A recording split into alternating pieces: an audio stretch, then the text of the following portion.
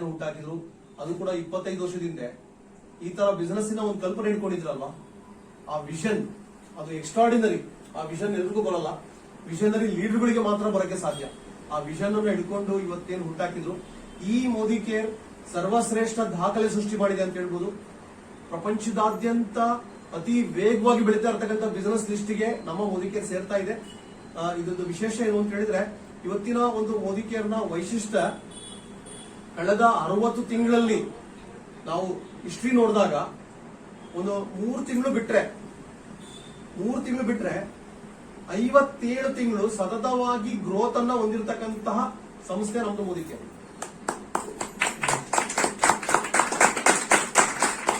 ಅಂದ್ರೆ 5 ವರ್ಷ ಕಂಟಿನ್ಯೂಸ್ 5 ವರ್ಷದಲ್ಲಿ ಎಮರ್ಜೆನ್ಸಿ ಸಿವಿಯರ್ ಕೊರೋನಾ ಲಾಕ್ಡೌನ್ ಆದಾಗ ಅಥವಾ ಇನ್ಯಾವುದೋ ಬಿಸಿನೆಸ್ ವ್ಯತ್ಯಾಸ ಆದಾಗ 1 ತಿಂಗಳು ಅಲ್ಲೊಂದು ತಿಂಗಳು ಇನ್ನೊಂದು ತಿಂಗಳು 3 ತಿಂಗಳು ಮಾತ್ರ ಹಿಂಗ್ ಹೋಗುವಾಗ ಹಿಂಗಾಗಿದೆ.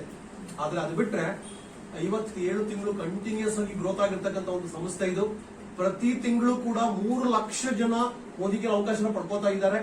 ಅಂಡ್ ಹೊರಗಡೆ ಪ್ರಪಂಚದಲ್ಲಿ ಆರ್ಡಿನರಿ ಜಾಬ್, ಆರ್ಡಿನರಿ ಬಿಸ್ನೆಸ್ ಅಲ್ಲಿ ಕೋಟ್ಯಾಂತರ ಜನ ಕೆಲಸ ಕಳ್ಕೊತಾ ಇದ್ದಾರೆ. ನಿಮ್ಗೆಲ್ಲ ಗೊತ್ತಿದೆ, ಬಿಸ್ನೆಸ್ ಅನ್ನ ಕಳ್ಕೊಂತಾ ಇದ್ದಾರೆ, ತುಂಬಾನೇ ಅವರು ಅವಕಾಶ ಮಿಸ್ ಮಾಡ್ಕೋತಾ ಇದ್ದಾರೆ. ಬಟ್ ಮೋದಿ ಕೇರ್ ಅವಕಾಶ ಇವತ್ತು ಇಷ್ಟೊಂದು ಜನಗಳಿಗೆ ಒಂದು ಕಾಯರೂಪ ಕೊಡ್ತಾ ಇದೆ. ಒಂದು ಕಾಮಧೇನು ಕಲ್ಪವೃಕ್ಷ ಆಗಿ ಇವತ್ತು ಮೋದಿ ಕೇರ್ನಲ್ಲಿ ಇಷ್ಟೆಲ್ಲ ಒಂದು ಪರಿವರ್ತನೆ ಬರ್ತಾ ಇದೆ. ನಾವು ನೀವು ಹೆಮ್ಮೆ ಪಡ್ತಕ್ಕಂಥ ವಿಚಾರ ಇದು. ಬಟ್ ಸ್ನೇಹಿತರೆ, ಇವಾಗ ನಿಮ್ಮ ಜವಾಬ್ದಾರಿ ಜಾಸ್ತಿ ಆಗಿದೆ. ಇಷ್ಟು ಒಂದು ಎಕ್ಸ್ಟ್ರಾರ್ಡಿನರಿ ಬಿಸ್ನೆಸ್ ಅನ್ನ ನಾವೆಲ್ಲರೂ ಕೂಡ ಜನಗಳಿಗೆ ಮುಗಿಸೋದು ನಮ್ಮೆಲ್ಲರ ಒಂದು ಆದ್ಯ ಕರ್ತವ್ಯ ಆಗಿದೆ. ಇವತ್ತು ಪ್ರಾಡಕ್ಟ್ ಎಷ್ಟೊಂದು ಡಿಮಾಂಡ್ ಇದೆ, ಬಿಸ್ನೆಸ್ ಎಷ್ಟೊಂದು ಡಿಮಾಂಡ್ ಇದೆ ಅಂತ ಹೇಳಿದ್ರೆ ಎಲ್ಲರೂ ಕೂಡ ಡಿಮಾಂಡ್ ಇರೋ ಬಿಸ್ನೆಸ್ ಹುಡ್ಕೊಂಡು ಹೋಗಿ ಸ್ಟಾರ್ಟ್ ಮಾಡ್ತಾರೆ. ಓಕೆ, ಈ ಬಿಸ್ನೆಸ್ ಡಿಮಾಂಡ್ ಇದೆ, ಈ ಬಿಸ್ನೆಸ್ ಡಿಮಾಂಡ್ ಇದೆ, FMCG ಪ್ರಾಡಕ್ಟ್ ಗೆ ಡಿಮಾಂಡ್ ಇದೆ, ಹೋಟೆಲ್ ಬಿಸ್ನೆಸ್ ಗೆ ಡಿಮಾಂಡ್ ಇದೆ, ಇನ್ಯಾವುದೋ ಇಂಡಸ್ಟ್ರಿ, ಓಕೆ ಬೇಕರಿ ಇಂಡಸ್ಟ್ರಿ ಅಥವಾ ಮೂವಿ ಇಂಡಸ್ಟ್ರಿ, ಟೂರಿಸಂ ಇಂಡಸ್ಟ್ರಿ, ಈ ತರದ್ದನ್ನ ಹುಡುಕಿ ಹೋಗಿ ಜನ ಸರ್ವೆ ಮಾಡಿ ಸ್ಟಾರ್ಟ್ ಮಾಡ್ತಾರೆ. ಆದ್ರೂ 100% ಜನಕ್ಕೆ ಬೇಕಾಗಿರೋ ಬಿಸ್ನೆಸ್ ಅನ್ನೋದು ಇರಲ್ಲ, ಅಥವಾ 50% ಜನಕ್ಕೆ ಬೇಕಾಗಿರೋ ಬಿಸ್ನೆಸ್ ಅಂತ ಹೇಳಕ್ಕಾಗಲ್ಲ. ಬಟ್ ಮೋದಿ ಕೇರ್ ಬಿಸ್ನೆಸ್ 50, 60, 70, 80% ಜನಕ್ಕೆ ಅವಶ್ಯಕತೆ ಇರತಕ್ಕಂಥ business. First of all product ಎಲ್ರಿಗೂ ಬೇಕೇ ಬೇಕು. ದಿನಬಳಕೆ ವಸ್ತುಗಳು, ಬ್ಯೂಟಿ ಕೇರ್ ಐಟಮ್ಸ್ ಆಗಿರ್ಬೋದು, ವೆಲ್ನೆಸ್ ಐಟಮ್ ಆಗಿರ್ಬೋದು, ಅಗ್ರಿಕಲ್ಚರ್ ಐಟಮ್ ಆಗಿರ್ಬೋದು, FMCG ಆಗಿರ್ಬೋದು, ಈ ತರ ಪ್ರಾಡಕ್ಟ್ ಇಲ್ಲದೆ ನಾವು ಬದುಕಕ್ಕೆ ಆಗಲ್ಲ. ಓಕೆ ಸರ್, ರೆಕೋ ಆಗ್ತಾ ಇದೆ ಇದು, ಗೊತ್ತಿಲ್ಲ, ಸ್ಪೀಕರ್ ಆಫ್ ಮಾಡಬೇಕಾ? ನಾವೆಲ್ಲರೂ ಕೂಡ ಪ್ರಾಡಕ್ಟ್ ಬಿಸಿನೆಸ್, ಡಿಮಾಂಡ್ ಇರ್ತಕ್ಕಂಥ ಬಿಸಿನೆಸ್, ಆಲ್ರೆಡಿ ಜನಗಳಿಗೆ ಅವಶ್ಯಕತೆ ಇರ್ತಕ್ಕಂಥ ಬಿಸ್ನೆಸ್ ಆಗಿದೆ. ಪ್ರತಿಯೊಬ್ಬರಿಗೂ ಪ್ರಾಡಕ್ಟ್ ಬೇಕೇ ಬೇಕು, ಪ್ರತಿಯೊಬ್ಬರಿಗೂ ಎಕ್ಸ್ಟ್ರಾ ಇನ್ಕಮ್ ಬೇಕೇ ಬೇಕು. ಇವತ್ತಿನ ಒಂದು ಕಾಸ್ಟ್ಲಿ ಜಮಾನದಲ್ಲಿ ಎಲ್ಲದರ ಬೆಲೆ ಸಿಕ್ಕಾಪಟ್ಟೆ ಜಾಸ್ತಿ ಆಗಿದೆ. ಇವತ್ತು ಚಿನ್ನ ರೇಟ್ ಕಡಿಮೆ ಆಗಿಲ್ಲ, ಪೆಟ್ರೋಲ್ ರೇಟ್ ಕಡಿಮೆ ಆಗಿಲ್ಲ, ಮನೆ ಬಾಡಿಗೆ ರೇಟ್ ಕಡಿಮೆ ಆಗಿಲ್ಲ, ಸ್ಕೂಲ್ ಅಡ್ಮಿಷನ್ ಫೀಸ್ ಕಡಿಮೆ ಆಗಿಲ್ಲ, ಕೊರೋನಾ ಬಂತು ಅಂತ ಹೇಳಿ, ಹೌದಾ? ಎಲ್ಲಾ ಬೆಲೆ ಆಕಾಶಕ್ಕೆ ಹೋಗ್ತಾ ಇದೆ. ಈ ತರ ಪರಿಸ್ಥಿತಿನಲ್ಲಿ ಬರ್ತಿರೋ ಸ್ಯಾಲರಿ ಸಾಕಾಗ್ತಿಲ್ಲ. ಸೊ ಈ ತರದ ಪ್ರಾಕ್ಟಿಕಲ್ ಪ್ರಾಬ್ಲಮ್ ಎಲ್ಲರೂ ಎದುರಿಸ್ತಾ ಇದೀವಿ. ಒಬ್ಬ ಬ್ಯಾಚುಲರ್ ಮದುವೆ ಆಗೋಕ್ಕಿಂತ ಮುಂಚೆ ಆ ವ್ಯಕ್ತಿಗೆ 15,000 ಸ್ಯಾಲರಿ ಇದೆ ಅನ್ಕೊಳ್ಳಿ.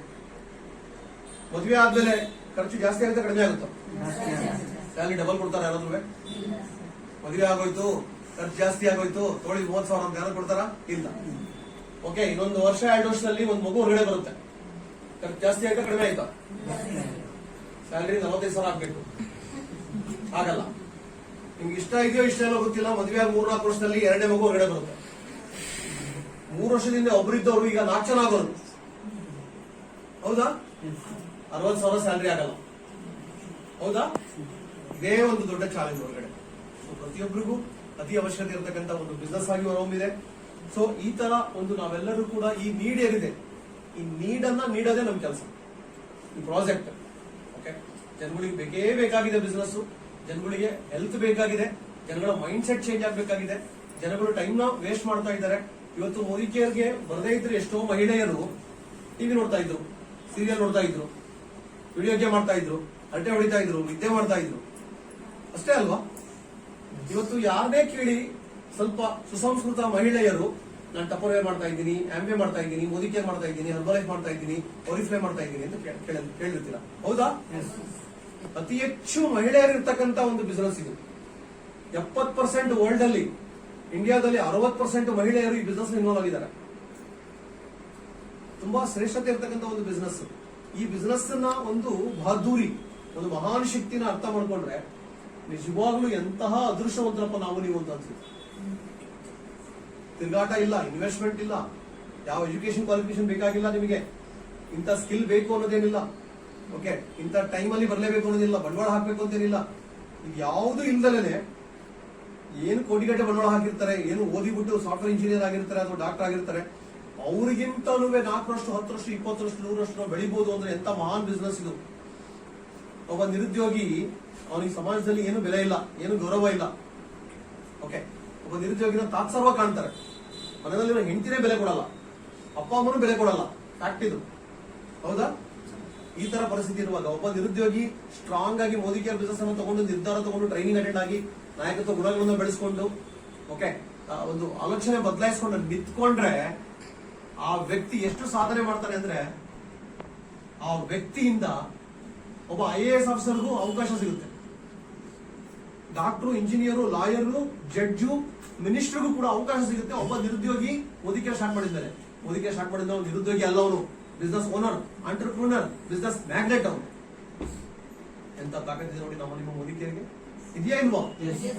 ಅದಕ್ಕೋಸ್ಕರ ನಿಮಗೆ ಒಂದು ಹೆಮ್ಮೆ ಇರಬೇಕು, ಈ ತರ ಬಿಸ್ನೆಸ್ ಅಲ್ಲಿ ನಾನಿದ್ದೀನಿ ಅಂತ. ಸೊ ನೀವೆಲ್ಲರೂ ಕೂಡ ಆ ಹೆಮ್ಮೆನ ಬೆಳೆಸ್ಕೋಬೇಕು. ಅದೇ ತರನೇ ಟೈಮ್ ಈಸ್ ವೆರಿ ಇಂಪಾರ್ಟೆಂಟ್. ನೀವೇನ್ ಟೈಮ್ ಇನ್ವೆಸ್ಟ್ ಮಾಡ್ತೀರಾ, ಎಷ್ಟು ನೀವು ಡೆಡಿಕೇಟ್ ಮಾಡ್ತೀರೋ ಅಷ್ಟು ಕೂಡ ಒಳ್ಳೇದು. ಓಕೆ, ಸಂಪೂರ್ಣವಾದ ಒಂದು ಟೈಮ್ ನ ಇನ್ವೆಸ್ಟ್ ಮಾಡ್ತಾ ಹೋಗಿ. ನೀವು ಆ ತರದ್ದು ಒಂದು ಸಮಯ ಪರಿಪಾಲನೆ ಅಂಡ್ ಒಂದು ಸರಿಯಾದ ಸಮಯದಲ್ಲಿ ಸರಿಯಾದ ನಿರ್ಧಾರ ನಿಮ್ಮ ಜೀವನದಲ್ಲಿ ಪರಿವರ್ತನೆ ಕೊಡ್ತದೆ. ಪ್ರಯಾರಿಟಿನ ಸೆಟ್ ಮಾಡಬೇಕು ನಿಮ್ಮ ಲೈಫಲ್ಲಿ. ಪ್ರಯಾರಿಟಿ, ಪ್ರಾಮುಖ್ಯತೆ. ಎಲ್ಲಾರ್ಗೂ ಒಂದೇ ಸರಿ 4-5 ಅವರ್ ಕೆಲಸ ಇರ್ತದೆ, ಹೌದಾ ಇಲ್ವಾ? ಈಗ ಅಡಿಗೆ ತಿಂಡಿ ಮಾಡಕ್ ಹೋದಾಗ 10-20 ಚಾಯ್ಸ್ ಇರುತ್ತೆ ನಿಮಗೆ. ಅವತ್ತಿಗೆ ಯಾವ್ದು ಬೇಕು ಅಂತ ಅನ್ಸುತ್ತೆ ಅದು ನಿರ್ಧಾರ ಮಾಡ್ತೀರಾ. ಬಟ್ಟೆ ಹಾಕೊಳ್ಳೋದು ಅಷ್ಟೇ, ಡ್ರೆಸ್ ಹಾಕೋಬೇಕಾ, ಸ್ಯಾರಿ ಹಾಕೋಬೇಕಾ, 20, 30, 50 ಇರುತ್ತೆ ವಾರ್ಡ್ರೋಬ್ ಅಲ್ಲಿ. ಒಂದ್ ಸೆಲೆಕ್ಟ್ ಮಾಡ್ತೀರಾ ಅವತ್ತಿನ ಸಿಚುವೇಶನ್ಗೆ ಮ್ಯಾಚ್ ಆಗೋಂಥದ್ದನ್ನು. ಸ್ಕೂಲ್ಗಳು ಯಾವ್ದು ಅಡ್ಮಿಷನ್ ಮಾಡಿಸ್ಬೇಕು, 10 ಸ್ಕೂಲ್ ಇದೆ. ಕೋರ್ಸ್ ಯಾವ್ದು ತಗೋಬೇಕು, ಸೈನ್ಸಾ, ಆರ್ಟ್ಸಾ, ಕಾಮರ್ಸಾ, ಡಿಪ್ಲೊಮಾನ, ಎಲ್ಲಾ ಕಡೆನೂ ಕೂಡ ಗೊಂದಲ ಇರ್ತದೆ. ಆಯ್ಕೆಗಳು 108 ಇರುತ್ತೆ. ಆದ್ರೆ ಒಳ್ಳೆದನ್ನ ನಾವು ಸೂಕ್ತವಾದನ್ನ ಆಯ್ಕೆ ಮಾಡಬೇಕಾಗುತ್ತೆ. ಸೊ ಅದೇ ಪ್ರಯಾರಿಟಿ. ಓಕೆ, ನಾನೀಗ ಮೋದಿ ಕೇರ್ ಮಾಡ್ಬೇಕಾ, ನಾನೀಗ ನನ್ನ ನೌಕರಿ ಮಾಡ್ಲಾ, ನಾನೀಗ ನನ್ನ ಅಂಗಡಿ ಬಿಸ್ನೆಸ್ ಮಾಡ್ಲಾ, ನಾನೀಗ ಮನೆ ಕೆಲಸ ಮಾಡ್ಲಾ, ನಾನೀಗ ಮದುವೆಗೆ ಹೋಗ್ಲಾ, ಅಥವಾ ಮೋದಿಗೆ ಟ್ರೈನಿಂಗ್ ಬರ್ಲಾ, ಎಲ್ಲದೂ ಕೂಡ ಅವಕಾಶ, ಚಾಯ್ಸ್, ಎಲ್ಲದೂ ಚಾಯ್ಸ್ ಏನೆ. ಪ್ರಯಾರಿಟಿ ನೀವು ಸೆಲೆಕ್ಟ್ ಮಾಡಬೇಕು. ನಿಮ್ಮ ಚಾಯ್ಸ್ ಉಜ್ವಲ ಭವಿಷ್ಯನ ಕೊಡ್ತದೆ. ಈಗ ನೋಟ್ ಬಂಡಲ್ ಹಿಡ್ಕೊಂಡಿದ್ದೀರಾ ಕೈಯಲ್ಲಿ. ನೋಟ್ ಬಂಡಲ್ 2000 ನೋಟ್ ಇದೆ, 500 ರೂಪಾಯಿ ನೋಟ್ ಇದೆ, 100 ರೂಪಾಯಿ ನೋಟ್ ಇದೆ, 10 ರೂಪಾಯಿ ನೋಟ್ಗಳಿದಾವೆ. 2000 ರೂಪಾಯಿದ ಒಂದು 5-6 ನೋಟ್ ಇದೆ, 500 ರೂಪಾಯಿದ ಒಂದು 5-6 ನೋಟು, 100 ರೂಪಾಯಿದ ಒಂದು 5-6 ನೋಟು, 10 ರೂಪಾಯಿದ ಒಂದು 5-6 ನೋಟ್ ಇದೆ. ಹಿಡ್ಕೊಂಡಿದ್ರಿ, ಕೆಳಗೆ ಬಿದ್ದು ಗಾಳಿಗೆ. ಯಾರಾದ್ರೂ ಹೋಗ್ಬಿಟ್ಟು 10 ರೂಪಾಯಿ ನೋಟ್ ಆಡ್ಸ್ಕೊತೀರಾ? ಮೊದಲು 500 ರೂಪಾಯಿದು ಆಡ್ಸ್ಕೊಳಲ್ಲ, ಮತ್ತೆ 2000 ಆಡ್ಸ್ಕೊತೀರ, ಹೌದಾ? ಅದೇ ಪ್ರಯಾರಿಟಿ, ಅದೇ ಪ್ರಯಾರಿಟಿ. ಓಕೆ, ನಿಮ್ಮ ಜೀವನದಲ್ಲೂ ಅಷ್ಟೇನೆ. ಯಾವ್ದು 2000 ನೋಟು, ಯಾವ್ದು ವಜ್ರ, ಯಾವ್ದು ಚಿನ್ನ, ಯಾವ್ದು ಕಂಚು, ಯಾವ್ದು ಕಬ್ಬಣ, ಯಾವ್ದು ಕಲ್ಲು ಗೊತ್ತಿರಬೇಕು. ದುರಾದೃಷ್ಟವಶಾತ್ ಮೋದಿ ಕೇರ್ ಅವಕಾಶ ಬಹಳ ಜನ ಕಲ್ಲು ಅನ್ಕೊಂಡಿದ್ದಾರೆ. ಅದ್ರ ಕಲ್ಲು ಒಳಗಿರೋ ಡೈಮಂಡ್ ಅನ್ನೋದು ಗೊತ್ತಿಲ್ಲ, ಬಿಸಾಕ್ತಾರೆ ಕಲ್ಲು ಅನ್ಕೊಂಡು. ಆಮೇಲೆ ಗೊತ್ತಾಗುತ್ತೆ ಅದು ಡೈಮಂಡ್ ಅಂತ ಹೇಳಿ ಬಿಸಾಕಿರ್ತಾರ ನಡಿ. ಅದಕ್ಕೋಸ್ಕರ ನೀವು ಕೊತ್ತಂಬರಿ ಸೊಪ್ಪು ಬೆಳೆಯೋ ಬಿಸ್ನೆಸ್ ಅಲ್ಲಿ ಇಲ್ಲ, ಆಲೂಗಡ್ಡೆ ಬೆಳೆಯೋ ಬಿಸ್ನೆಸ್ ಅಲ್ಲಿ ಇಲ್ಲ, ಶ್ರೀಗಂಧ ಬೆಳೆಯೋ ಬಿಸ್ನೆಸ್ ಅಲ್ಲಿ ಇದ್ದೀವಿ. ಅಡಿಕೆ, ತೆಂಗು, ಮಾವು ಬೆಳೀತಕ್ಕಂಥ ಬಿಸ್ನೆಸ್ ಅಲ್ಲಿ ಇದೀವಿ ನಾವು. ನಾವೆಲ್ಲ ಅದೃಷ್ಟ ಮಾಡಿದೀವಿ ನಾವೆಲ್ಲರೂ ಕೂಡ. ಓಕೆ, ನಾವ್ಯಾರು ಕೂಡ ಆರ್ಡಿನರಿ ಅಲ್ಲ, ನಾವೆಲ್ಲ ಎಕ್ಸ್ಟ್ರಾ ಆರ್ಡಿನರಿಗಳು. ಸೊ ಆ ಪ್ರಯಾರಿಟಿ ಕೊಡಬೇಕು. ವಜ್ರದ ಗಣಿಗೆ ನಾವು ಮಾಲೀಕರು, ಕಬ್ಬಣದ ಗಣಿ ಅಲ್ಲ ಇದು, ಮ್ಯಾಂಗ್ನೀಸ್ ಗಣಿ ಅಲ್ಲ, ವಜ್ರದ ಗಣಿಗೆ ಮಾಲೀಕರು ನಾವು ನೀವೆಲ್ಲರೂ ಕೂಡ. ಆ ಪವರ್ ಅನ್ನು ಅರ್ಥ ಮಾಡ್ಕೋಬೇಕು. ಓಕೆ, ಒಂದು ಕೋತಿಗೆ 5 ಬಾಳೆಹಣ್ಣು ಕೊಡಿ, ಆಯ್ತಾ? 5 ಬಾಳೆಹಣ್ಣು ಒಂದ್ ಕಡೆ ಇಡಿ, ಇನ್ನೊಂದು ಬ್ಯಾಗ್ ಅಲ್ಲಿ 5 ಲಕ್ಷ ಕ್ಯಾಶ್ ಇಡ್ತೀರಾ. 5 ಲಕ್ಷ ಕ್ಯಾಶ್ ಮುಟ್ಟುತ್ತೋ 5 ಬಾಳೆಹಣ್ಣು ಹಿಡಿಯುತ್ತೋ? ಕೋತಿ ಮುಂದೆ. ಓಕೆ, ಗೊತ್ತಾಗಲ್ಲ ಅದಕ್ಕೆ. 5 ಲಕ್ಷ ಕ್ಯಾಶ್ ವ್ಯಾಲ್ಯೂ ಗೊತ್ತಿಲ್ಲ, ಅದಕ್ಕೆ 5 ಕೋಟಿ ಕ್ಯಾಶ್ ಇದ್ರು ಬೇಕಾಗಿಲ್ಲ. 5 ಬಾಳೆಹಣ್ಣು ಅಂತ ಹೋಗುತ್ತದು. ಎಷ್ಟೋ ಜನ ಈ ಸ್ಟೋರಿ ಓದಿದ ಅನ್ಕೊಳ್ಕೋಬೇಡಿ, ಕೂಡ ಹಂಗೆ ಅದ. ಮಹಾನ್ ಬಿಸ್ನೆಸ್ ಕೊಡ್ತಾ ಇದೀವಿ, ಕೋಟಿಗಟ್ಟಲೆ ಬೆಲೆ ಬಾಳ್ತಕ್ಕಂಥ ಬಿಸ್ನೆಸ್ ಕೊಡ್ತಾ ಇದೀವಿ. ಓಕೆ, ಜಾಬ್ಗೆ ಅಂಡ್ಕೋತಾರೆ. ಬೇಡ ಅಂತ ಹೇಳಲ್ಲ, ಜಾಬ್ ಬಿಡಿ ಅಂತಾನೆ ಹೇಳಲ್ಲ.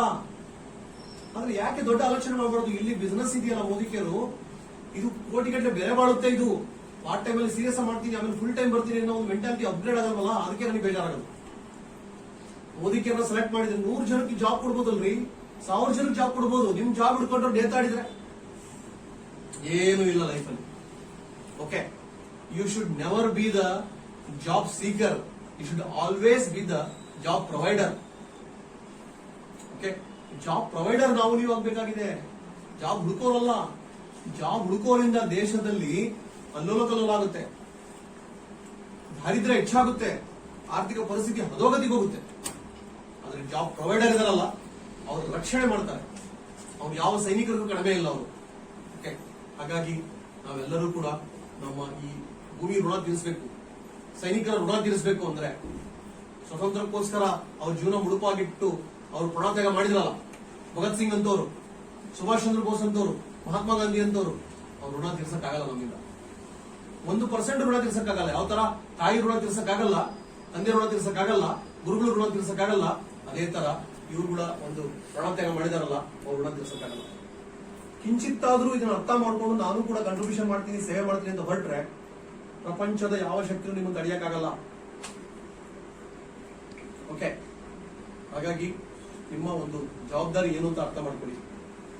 ನಾನಂತೂ ಮೋದಿ ಕೇರ್ ಬಿಸ್ನೆಸ್ ಸಿಕ್ಕು ಯಾರು ಕಮಿಟ್ ಆಗಿ ಟ್ರೈನಿಂಗ್ ಅಟೆಂಡ್ ಆಗಿ ರೆಡಿ ಇದ್ದಾರೆ ಅವಕಾಶ ಕೊಡ್ಲಿಕ್ಕೆ, ಅವರೆಲ್ಲರೂ ದೇವದೂತರು ಅಂತ ಹೇಳಕ್ ಇಷ್ಟಪಡ್ತಾ ಇದ್ದೀನಿ. Messenger, god messenger, Sameer Modi messenger ನಾವು ನೀವು.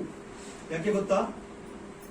ಗಣೇಶ್ ದೇವಾಡಿಗ, ಸಂತೋಷ್ ಶೆಟ್ಟಿ, ಮಂಜುನಾಥ್ ಶೆಟ್ಟಿ, ಮಿರಾಕಲ್ ಚಂದ್ರು, ವಿಜಯಲಕ್ಷ್ಮಿ ರೆಡ್ಡಿ, ಪ್ರಮೋದ್ ಆಚಾರ್ಯ, ರಾಜು ಡಿಜಿ ಅಂತವರು ಕೋಟ್ಯಾಂತರ ಜನ ಇದ್ದಾರೆ ಇಂಡಿಯಾದಲ್ಲಿ.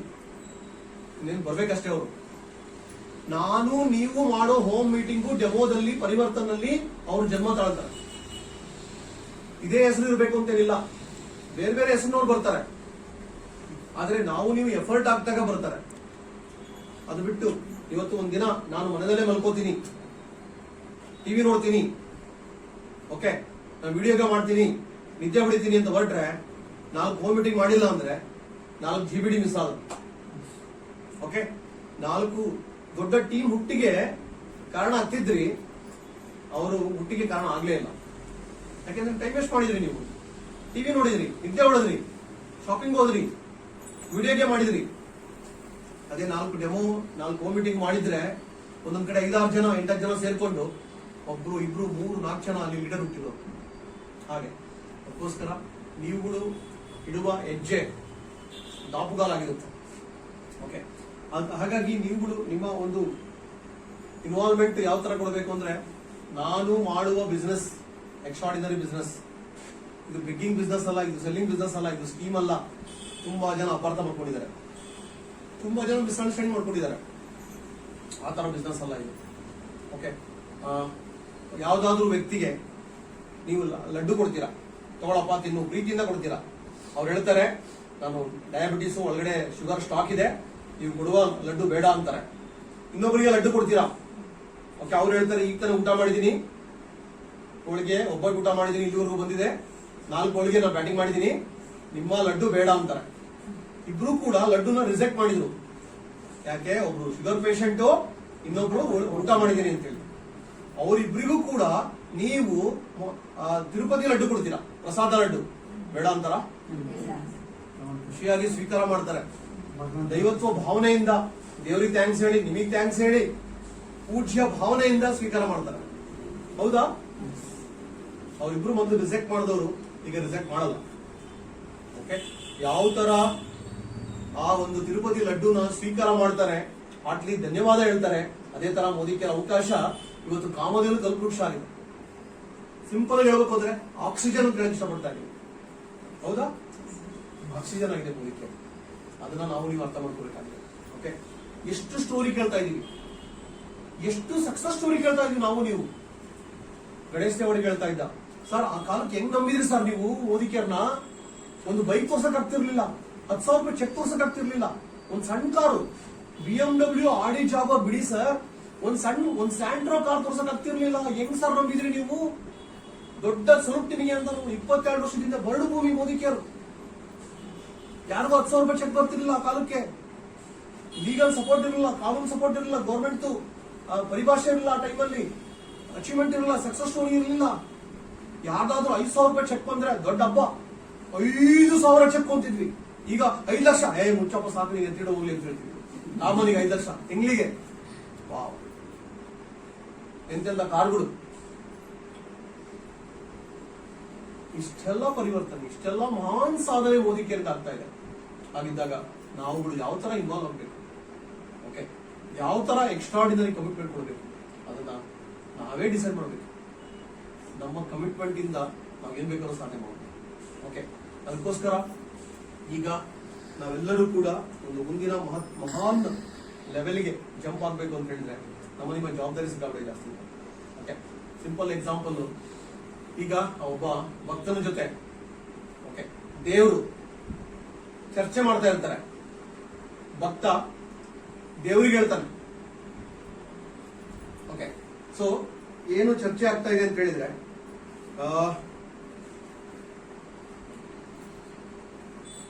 ದೇವರು ಓಕೆ ಹೇಳ್ತಾರೆ, ನೀನು ಪ್ರಯತ್ನ ಮಾಡು, ನೀನು ಬೀಜ ಹಾಕು, ನಾನು ಪ್ರಕೃತಿ ಪರಿಸರ, ನಾನು ವಾತಾವರಣ ಕೊಡ್ತೀನಿ ಅಂತ ನನ್ನ ದೇವರು. ನೀನು ಬೀಜ ಹಾಕು, ನಾನು ನೀರು ಕೊಡ್ತೀನಿ ಅಂತ ಹೇಳುತ್ತೆ ಪ್ರಕೃತಿ ದೇವರು. ನೀನು ಬೀಜ ಹಾಕು, ನಾನು ನ್ಯಾಚುರಲ್ ಆಗಿ ಗೊಬ್ಬರ ಕೊಡ್ತೀನಿ, ನಾನು ಕಾರ್ಬನ್ ಡೈಆಕ್ಸೈಡ್ ಕೊಡ್ತೀನಿ, ನಾನು ಆಕ್ಸಿಜನ್ ಕೊಡ್ತೀನಿ. ನೀನು ಬೀಜ ಹಾಕು, ನಾನು ವಾತಾವರಣ ಸೃಷ್ಟಿ ಮಾಡ್ಕೊಡ್ತೀನಿ. ಓಕೆ, ನೀನ್ ಬೀಜ ಹಾಕು, ನಾನು ಏನು ಬೇಕಾಗಿದೆ ಅದು ಗಿಡ ಆಗ್ಲಿಕ್ಕೆ, ಮರ ಆಗ್ಲಿಕ್ಕೆ, ಫಲ ಆಗ್ಲಿಕ್ಕೆ ಪ್ರತಿಯೊಂದನ್ನು ಕೊಡ್ತೀನಿ. ನಾನು ನೀರು ಕೊಡ್ತೀನಿ, ಗೊಬ್ಬರ ಕೊಡ್ತೀನಿ, ವಾತಾವರಣ ಕೊಡ್ತೀನಿ, ಬೆಳಕು ಕೊಡ್ತೀನಿ, ಸನ್ಲೈಟ್ ಕೊಡ್ತೀನಿ. ನೀನ್ ಬೀಜ ಹಾಕು. ಆದ್ರೆ ಭಕ್ತ ಹೇಳ್ತಾನೆ, ನೀರ್ ಕೊಡ್ತಿದ್ಯಾ, ಗೊಬ್ಬರ ಕೊಡ್ತಿದ್ಯಾ, ಸನ್ಲೈಟ್ ಕೊಡ್ತಾ ಇದೆಯಾ, ವಾತಾವರಣ ಕೊಡ್ತಿದ್ಯಾ, ಬೀಜ ನೀನೇ ಹಾಕ್ಬಾರ್ದ ಅಂತ. ಈ ಲೆವೆಲ್ಗೆ ಲೇಸಿನೆಸ್ ನಮ್ಮ ಜನಗಳದ್ದು, ಹೈಟ್ ಆಫ್ ಲೇಸಿನೆಸ್. ಎಲ್ಲ ಡಿಪೆಂಡ್ ಆಗೋದು.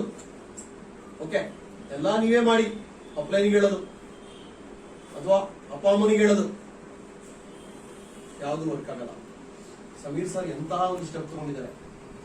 ಮಾರ್ಕೆಟಿಂಗು, ಬಿಸ್ನೆಸ್ ಅಂದ್ರೆ ಒಂದು 15 ಡಿಪಾರ್ಟ್ಮೆಂಟ್ ಇರ್ತದೆ.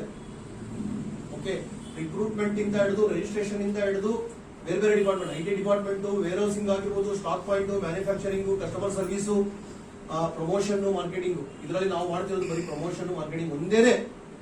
ಇನ್ನು 14 ಅವರೇ ಟೇಕ್, ಅವ್ರದ್ದು ಬಂಡವಾಳ, ಅವ್ರ ಪ್ರೊಡ್ಯೂಸರ್, ಅವ್ರ ಡೈರೆಕ್ಟರ್. ನಮ್ದು ಒಂದು ಪಾತ್ರ ನಾವು ನಿರ್ವಹಿಸಕ್ ಆಗ್ತಾ ಇದ್ರೆ, ಸೊ ನೀವೆಲ್ಲರೂ ಕೂಡ ದೊಡ್ಡ ಸಾಮ್ರಾಜ್ಯ ಕಟ್ಟಬೇಕು ಅಂತ ಇದ್ದೀರಾ? ಕಟ್ಟಬೇಕಾ? ಕಟ್ಲೇಬೇಕಾ? ಮೊದಲು ನೀವು ತುಡಿತಾ ಇರಬೇಕು, ಅರ್ಜಿರ್ಬೇಕು, ಬರ್ನಿಂಗ್ ಡಿಸೈರ್ ಇರಬೇಕು. ಯಾವ ತರ ಬರ್ನಿಂಗ್ ಡಿಸೈರ್ ಇರಬೇಕು ಅಂದ್ರೆ, ನಾನು ದೊಡ್ಡ ಸಾಮ್ರಾಜ್ಯ ಕಟ್ತೀನಿ, ನಾನು ಸ್ಲೋ ಹೋಗಲ್ಲ, ನಾನು ಫಾಸ್ಟ್ ಆಕ್ಷನ್ ಮಾಡ್ತೀನಿ, ಫಾಸ್ಟ್ ಆಗಿ ಸಂಪಾದನೆ ಮಾಡ್ತೀನಿ ಅಂತ ಅನ್ಕೊಳ್ಬೇಡಿ. ಫಾಸ್ಟ್ ಆಗಿ ಕಲಿತಾನೆ ಇರ್ತೀನಿ. ಅದೇ ತರ ನಾನು ಫಾಸ್ಟ್ ಆಗಿ ಆಕ್ಷನ್ ಮಾಡ್ತೀನಿ, ಕಲಿತಿದ್ದನ್ನ ಆಕ್ಷನ್ ಮಾಡ್ತೀನಿ. ಪ್ರತಿ ಟ್ರೈನಿಂಗು ಅಟೆಂಡ್ ಆಗೋದು ಇಂಪಾರ್ಟೆಂಟ್. ಅಟೆಂಡ್ ಆಗಿದ್ದನ್ನ ಕ್ವಶನ್ ಹಾಕೋಬೇಕು, ನಾನಿಂದ ಅಳವಡಿಸ್ಕೊಂಡಿದ್ದೀನಾ, ಈ ಪಾಯಿಂಟ್ ಅಳವಡಿಸ್ಕೊಂಡಿದ್ದೀನಿ ಅಂತ ಆಯ್ತು ಅಂತ ಹೇಳಿದ್ರೆ ನಿಮ್ ಬೆನ್ನು ನೀವು ತಡ್ಕೊಳ್ಳಿ, ವಾವ್ ಅಂತ ಹೇಳಿ. ಓಕೆ, ಇದನ್ನ ಅಳವಡಿಸ್ಕೊಂಡಿಲ್ಲ ಅಂದ್ರೆ ಜೋರಾಗಿ ತಗೊಳಕ್ ಹೋಗ್ಬಿಡಿ, ಅಷ್ಟೇ ಸಿಂಪಲ್. ಇನ್ಯಾರು ಕರಣಿ ಹಿಡಿಯೋದ್ ಬೇಕಾಗಿಲ್ಲ, ನಿಮಗೆ ನೀವೇ ಕಪಾಳ ಕೊಡ್ಕೋಬೇಕು. ಅಳವಡಿಸ್ಕೊಂಡಿಲ್ಲ ಅಂದ್ರೆ, ಅಳವಡಿಸ್ಕೊಂಡಿದ್ರೆ ನಿಮ್ ಬೆನ್ ತಡ್ಕೊಳ್ಳಿ. ಎಲ್ಲಿವರೆಗೂ ಬೇರೆಯವ್ರ ಎಕ್ಸಾಂಪಲ್ ಹೇಳ್ತಾ ಇರ್ತೀರಾ? Manjunath Shetty example, Vijayalakshmi Reddy example, Raju DG example, Surekha madam example. ನಿಮ್ ಸ್ಟೋರಿ ಹೇಳೋದ್ ಬೇಡವಾ? ಈ ಪ್ರಪಂಚ ನಿಮ್ ಸ್ಟೋರಿ ಕೇಳೋದ್ ಬೇಡವಾ? ಆಲೋಚನೆ ಮಾಡಿ, ಹೌದಾ ಇಲ್ವಾ? ಓಕೆ, ಎಲ್ಲಾರ್ಗೂ ಇಷ್ಟ ಇರ್ತದೆ ನನ್ನ ಬಗ್ಗೆ ಪ್ರಪಂಚಕ್ಕೆ ಗೊತ್ತಾಗ್ಬೇಕು ಅಂತ ಹೇಳಿ. ಓಕೆ, ಏನಾದ್ರೂ ಒಂದು ಒಳ್ಳೆ ಮೂವಿ ಪ್ರೊಡ್ಯೂಸ್ ಆಯ್ತು ಅಂತ ಹೇಳಿದ್ರೆ, ಒಂದು ಒಳ್ಳೆ ಮೂವಿ ರಿಲೀಸ್ ಆಯ್ತು ಅಂತ ಹೇಳಿದ್ರೆ, ಚೆನ್ನಾಗಿದ್ರೆ ಅದ್ರ ಬಗ್ಗೆ ಮಾತಾಡ್ತೀವಿ, ಹೌದಾ? ಅದನ್ನ ರೆಕಮೆಂಡ್ ಮಾಡ್ತೀವಿ. ಸಖತ್ತಾಗಿದ್ಯಪ್ಪ, ಚೆಕ್ತೆ ಇಂಡಿಯಾ, ಲಗಾನ್ ಮೂವಿ, ಮುಂಗಾರು ಮಳೆ ಮೂವಿ ಆಗಿರ್ಬೋದು, ಇನ್ನು XYZ ಮೂವಿಗಳು, ಸಿಕ್ಕಾಪಟ್ಟೆ ಮೂವಿಗಳು ಇದಾವೆ. ತುಂಬಾ ನಾವೆಲ್ಲ ವರ್ಣನೆ ಮಾಡ್ತೀವಿ, ಸಖತ್ತಾಗಿದೆ ಅಂತೇಳಿ. ಕೆಟ್ಟ ಮೂವಿನ ನಾವೇನಾದ್ರು ರೆಕಮೆಂಡ್ ಮಾಡ್ತೀವ? ಕೆಟ್ಟ ಮೂವಿ, ಬೋರಿಂಗು ಅಂದ್ರೆ ಬೋರಿಂಗು. ಓಕೆ, ನನಗೆ ಇನ್ನೂ ಕೂಡ ನೆನಪಿದೆ, 18 ವರ್ಷ ಆಯ್ತು, 17 ವರ್ಷ ಆಯ್ತು ನನ್ನ ಎಂಗೇಜ್ಮೆಂಟ್ ಆಗಿ. ಮದುವೆಗೂ ಎಂಗೇಜ್ಮೆಂಟ್ಗೂ ಮಧ್ಯೆ 8 ದಿನ ಟೈಮ್ ಇತ್ತು. ಆ ಟೈಮಲ್ಲಿ ನನ್ನ ಹೆಂಡತಿ, ನಾನು ಹುಡುಗಿ ಫಿಯಾನ್ಸಿ ಕರ್ಕೊಂಡು ನಾನು ಮೂವಿಗೆ ಹೋದೆ, ಫಿರ್ ನಾ ಮಿಲೆಂಗೆ ಅಂತೇಳಿ. ಓಕೆ, ಆ ಮೂವಿ ಎಷ್ಟು ಕಷಡ ಆಯ್ತು ಅಂದ್ರೆ, ಫಿರ್ ನಾ ಮಿಲೆಂಗೆ ಅದು ಪಕ್ಕ ಅದೇ ಪ್ರೂವ್ ಆಗೋಯ್ತು. ಕಭಿ ನಾ ಮಿಲೆಂಗೆ ಅನ್ನೋ ತರ, ಕಭಿ ಮೂವಿ ನೈ ದೇಖೆಂಗೆ ಅನ್ನೋ ತರ. ಯಾಕೆಂದ್ರೆ